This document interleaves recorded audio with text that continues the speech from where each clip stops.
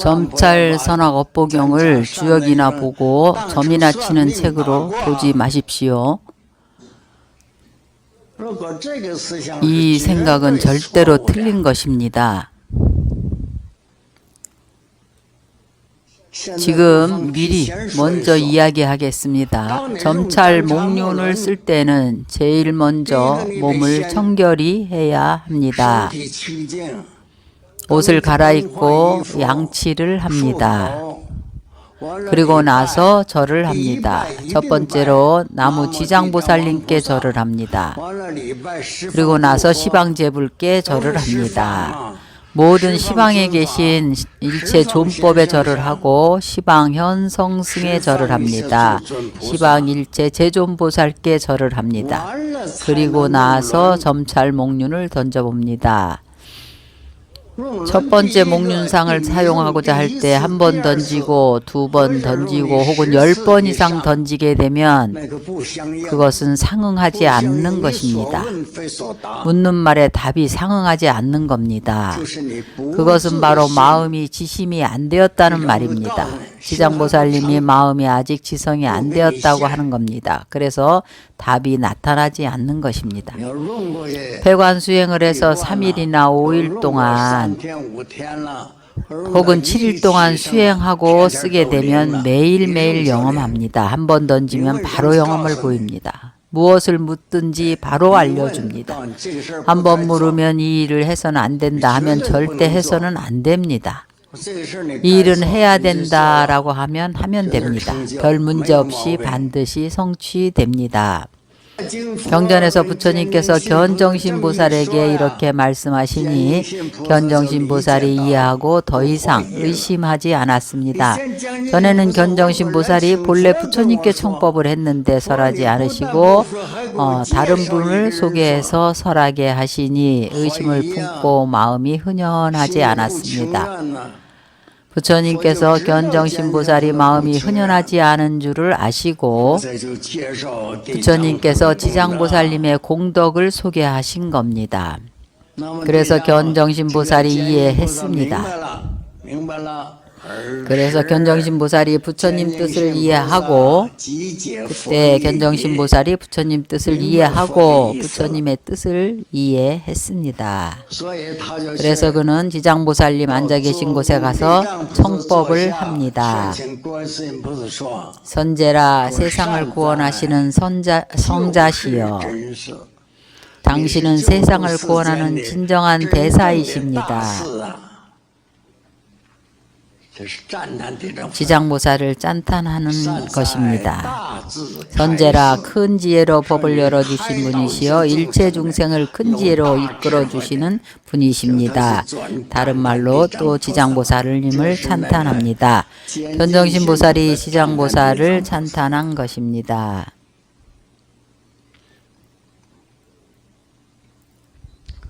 내가 물은 바와 같이 방금 내가 부처님께 청문한 것을 당신이 들었을 것입니다. 말법의 악세인 지금 이 시대에 이 중생들이 어떤 방편법을 의지해서 일체 모든 장애에서 벗어날 수가 있겠습니까? 모든 신도들과 모든 불제자들이 다 많은 장애가 있습니다. 그들이 신심이 굳건하지 않습니다. 어떤 방법으로 그들의 신심을 굳건하게 할 수 있을까요? 신심도 굳건하지 않은데 성취할 수 있을까요? 이 문제를 여러분과 좀 더 이야기해야겠습니다. 우리는 자신이 이미 삼보제자가 되었다고 인정하고 혹은 10년, 20년이 되었다고 해서 내가 여러분보다 더 많이 되기는 했습니다. 내가 불문에 들어와 출가한 지 80년이 되었습니다. 지금까지 계산해 보니 80년이나 되었습니다. 난 아직도 입문이 안 되었다고 느낍니다. 여러분들이 아마 의심할 겁니다. 입문하는 것이 가볍고 쉬운 일이 아닙니다. 우리가 앞에서 안 좋은 생각이 일어나면 알아차리고 그 다음 생각으로 이어지지 않게 끊어야 합니다. 육근이 난입이 설신이가 육진 경계를 접촉할 때에 중간에 분별이 없어야 합니다. 그렇게 할 수 있습니까? 육식이 바로 분별을 일으킵니다. 좋고 나쁘고 사랑하고 미워함이 분명합니다. 좋아하지 않는 건 피하고 좋은 건 취하고 싶어 합니다. 나하고 거의 다 비슷할 겁니다. 이렇게 신심이 굳건하지 않은데 입문했다고 할 수가 있겠습니까?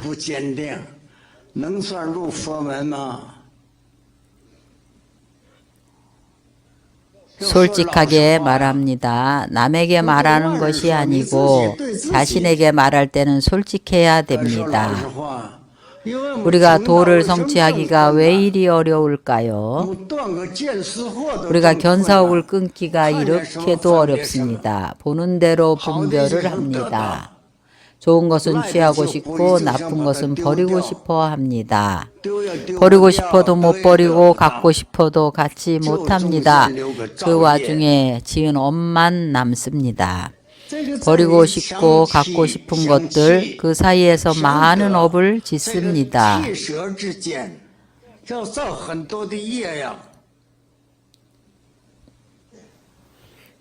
여러분이 자세히 생각을 해 보십시오. 이 말법 시대의 악세 일대에 어떤 선교 방편을 써야 비로소 중생들이 안심하고 수행하며 장애를 없앨 수 있을까요? 비로소 중생들이 견고한 신심을 얻고 태굴하지 않을 수 있을까요? 신심에서 태굴하지 않는 힘은 아주 큰 것입니다. 방금 내가 부처님께 청했습니다. 부처님께서 내게 당신에게 청하라고 하셨습니다. 당신에게 방편법을 설하라고 하셨습니다.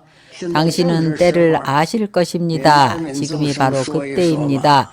중생을 애민히 여기사 설하여 주십시오. 이것은 견정신보살이 지장보살에게 청한 말입니다. 이것은 이 경전이 설해지게 된 인연입니다. 이 이하는 지장보살께서 정식으로 견정신보살에게 설하신 법입니다. 이때 지장보살 마하살이 견정신보살에게 설하시기를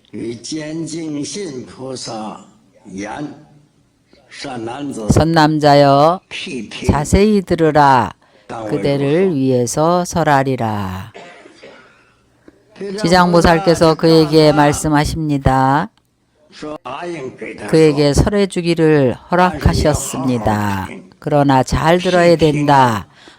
제청이라는 말은 이치에 맞게 잘 들으라는 것입니다. 부처님께서 설법을 하실 때마다 제청이라 하시는데 제는 자세히 살피라는 뜻입니다. 상세히 관찰하라는 뜻입니다. 이치에 맞게 관찰을 해야지 실제 현실에서 살피라는 것은 아닙니다. 이 제청의 이치가 매우 심오합니다. 그래서 부처님께서 어느 날 설법을 하실 때에 문수보살이 윤화를 맡았습니다. 문수보살이 개송을 창송했습니다. 법을 용상대중에게 설하니 법을 듣는 이들은 용이 아니면 코끼리니 모두가 대보살입니다. 마땅히 제1의 진리를 관하라. 응당히 제1의 진리를 관해야 한다고 설했습니다.